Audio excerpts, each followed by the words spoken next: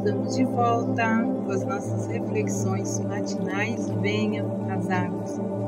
Vamos entrar hoje no último capítulo do Evangelho de João. Nós meditamos nesse tempo, capítulo a capítulo, versículo a versículo. E hoje nós vamos falar sobre Jesus aparecendo então aos seus discípulos. Depois disso, Jesus se manifestou outra vez aos discípulos junto ao mar de Tiberíades. Foi assim que ele se manifestou. Estavam juntos Simão, Pedro, Tomé, chamado Dídimo, Natanael, que era de Caná da Galileia, e os filhos de Zebedeu, e mais 2 discípulos de Jesus. Simão Pedro disse aos outros: "Vou pescar." Os outros responderam: "Nós também vamos com você." Foram e entraram no barco, mas aquela noite eles não pegaram nada. Ao romper o dia, Jesus estava na praia, mas os discípulos não reconheceram quem era ele. E Jesus lhes perguntou: "Filhos, será que vocês têm aí alguma coisa para comer?" E eles responderam: "Não." Então Jesus disse: "Joguem a rede à direita do barco e vocês acharão." Assim fizeram e já não podiam puxar a rede, de tão grande era a quantidade de peixe. Os discípulos a quem Jesus e o discípulo a quem Jesus amava disse a Pedro: "É o Senhor." Simão Pedro, ouvindo que era o Senhor, cingiu-se com a sua túnica, porque tinha tirado a roupa, e lançou-se ao mar. Os outros discípulos vieram no barquinho puxando a rede com os peixes, porque estavam somente a uns 90 metros da margem. Ao saltarem em terra, viram ali umas brasas com peixe por cima e também havia pão. Jesus lhe disse: "Tragam alguns dos peixes que vocês acabaram de pegar."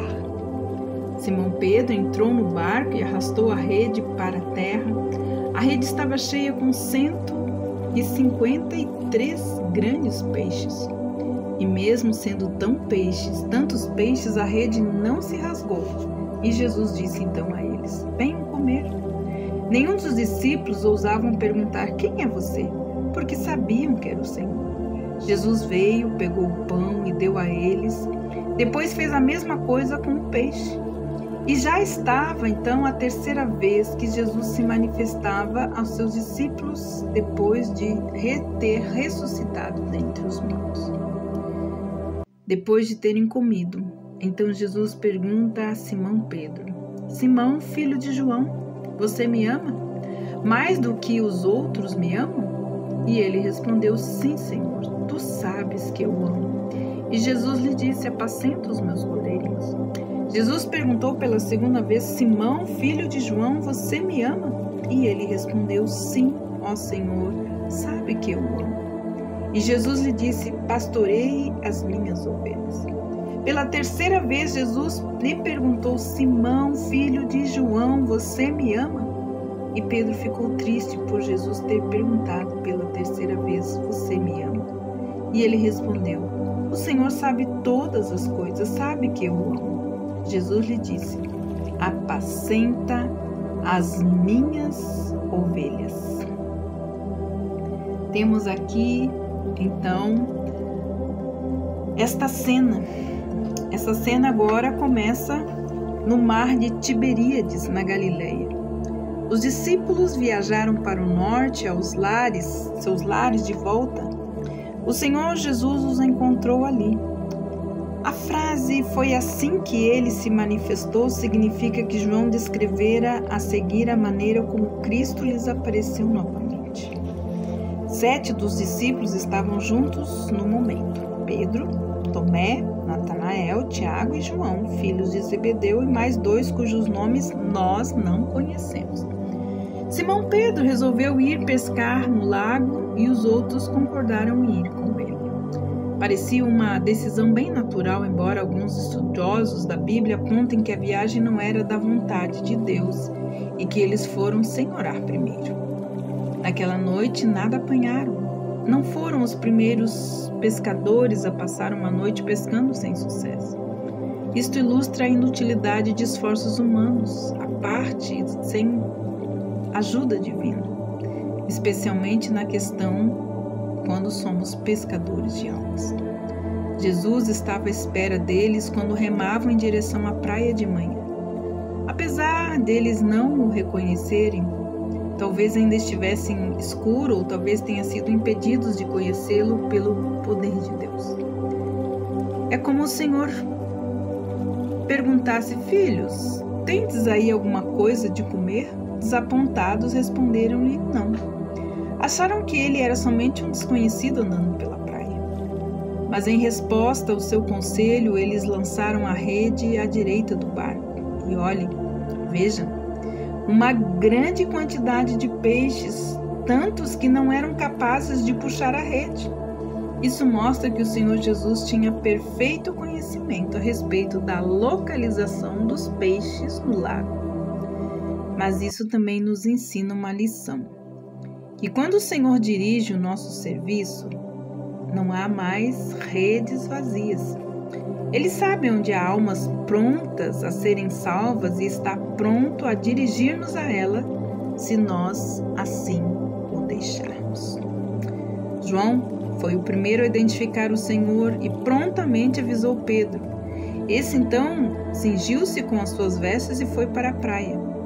Não é dito se ele nadou, ou ele vadiou, ou andou em cima da água, como alguns até sugerem. Outros discípulos se transferiram do barco de pesca maior para um barquinho e arrastaram então as redes aos 92 metros que restavam para chegar à praia.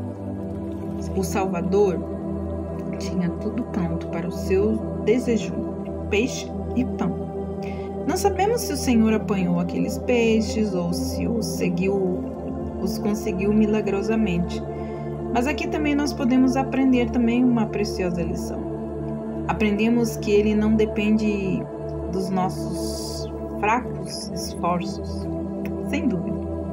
Aprenderemos no céu que enquanto muitos foram salvos através da pregação e do testemunho pessoal, muitos outros foram salvos pelo Senhor sem nenhuma ajuda humana. Sério, hein?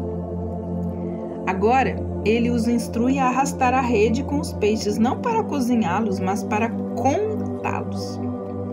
Agindo assim, eles seriam lembrados de que o segredo do sucesso é trabalhar.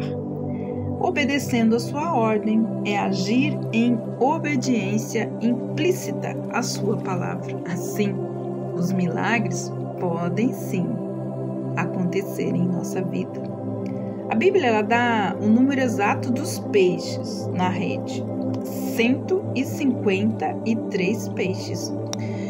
Muitas explicações interessantes têm sido oferecidas em relação a esse número, 153. Primeiro, o número de línguas no mundo naquele tempo. Terceiro, poderia ser o número de raças ou tribos no mundo às quais as redes do Evangelho seriam lançadas.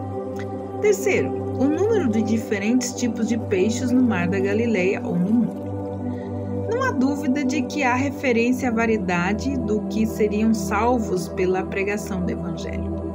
Alguns de todas as tribos e nações. Os pescadores sabiam que foi extraordinária a rede não ter se rompido.